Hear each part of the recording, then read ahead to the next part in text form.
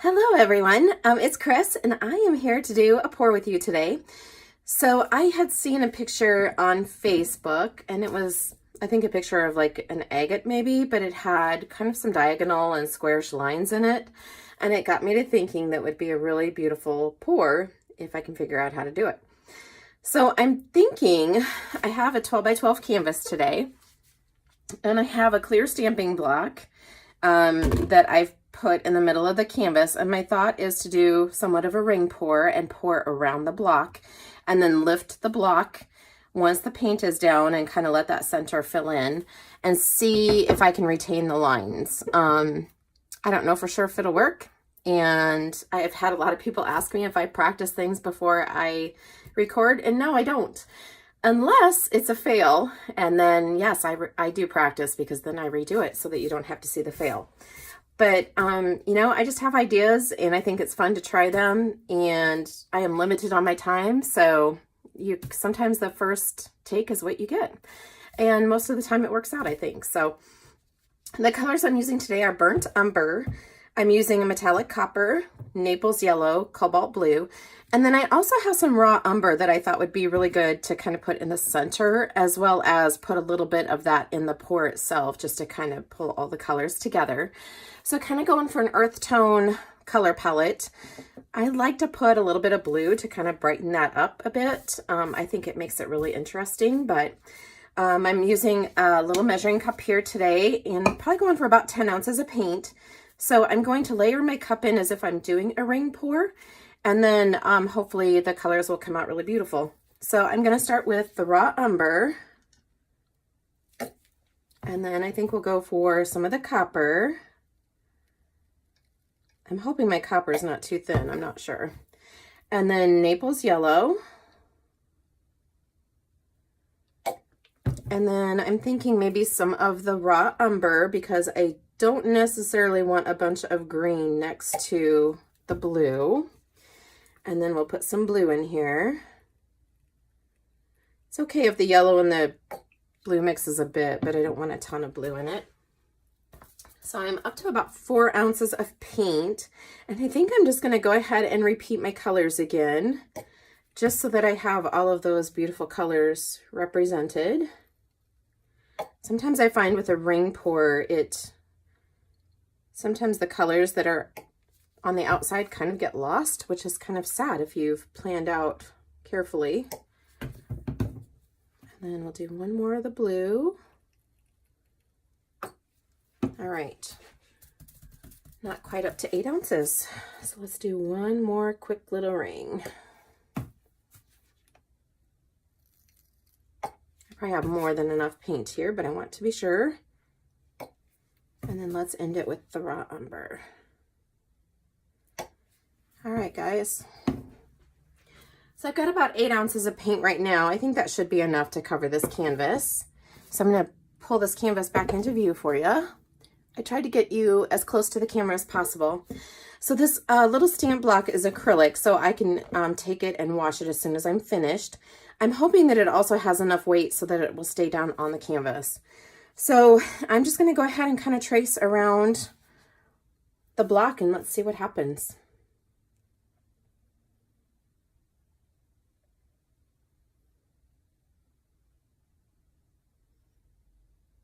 And I think what I'll do is just continue to stay close to my block and let the paints go out where they want.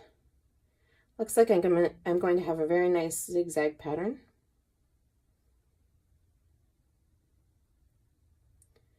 See if I go a little bit faster, if maybe I can keep more rings rather than zigzags.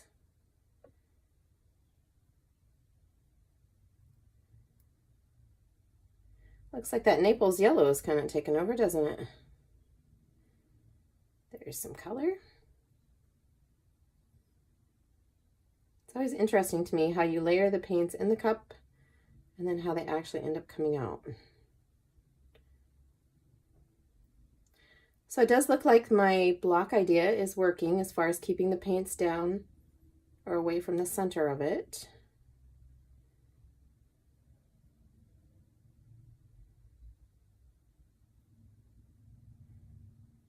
And I really didn't think I had that much copper in there, but boy, that seems to be really prevalent, but we'll see if it stays. Sometimes my copper gets lost.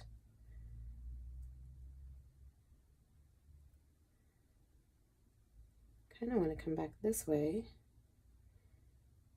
and get some of this color the other way.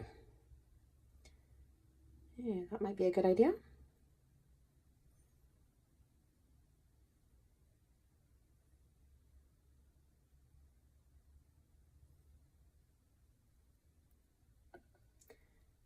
I think we pretty much have most of the paint out.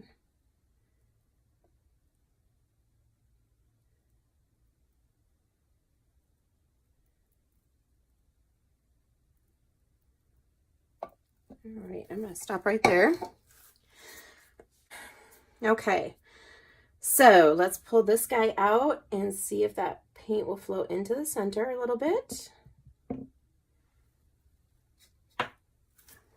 Perfect. Exactly what I was hoping for.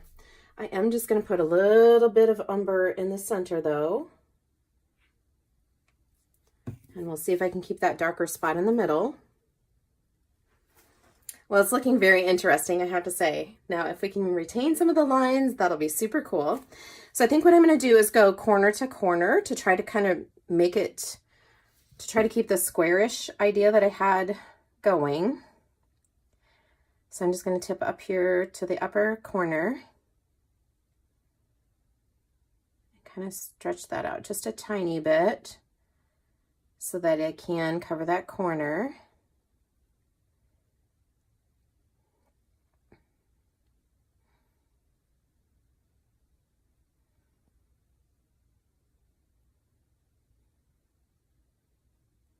I just kind of want to go over that corner. There we go. All right, and then I'm going to come back down here. Since I have the weight of the paint in the middle of the canvas, I'm just going to go ahead and stretch down to this bottom corner as well while I have all that paint right there. I kind of like the shape that I have going. We'll see if we can retain it, hopefully. Part of me thinks that I should go ahead and tip off these sides while I have the paint. Let's kind of go up here to this corner and see if we can retain some of these lines. I can feel the weight of the paint kind of in the middle of the canvas, so that's why I'm thinking maybe I go up here and try to tip this off while I have that weight there. Tip and then bring it back. That is very interesting. I'm kind of digging this. I hope you guys can see it.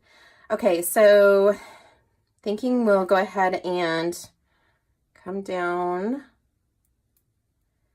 Seems like my paint kind of wants to come down to this lower corner. So I think we're just going to kind of let it come down here and see what we get.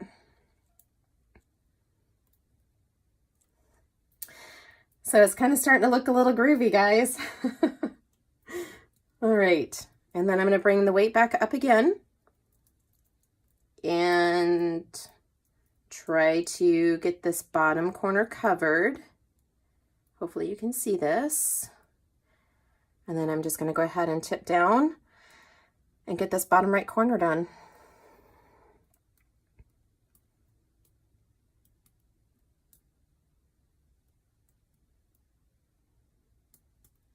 I do like the lines that it created. I think it's kind of cool. And it kind of looks like stone. I kind of wish that maybe I would have done something a little bit different in the middle because I just kind of have a blob of brown there right now. So let's stop right here and let's see if we can get just a little bit of paint running down here and get a little bit more interest in the middle there because I don't like that big blob of brown that I have.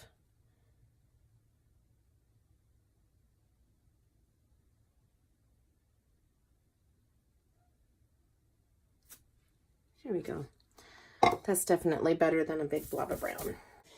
And I'm just going to take this back up a little bit more and see if I can't get that center a little bit more in the middle of the canvas. All right.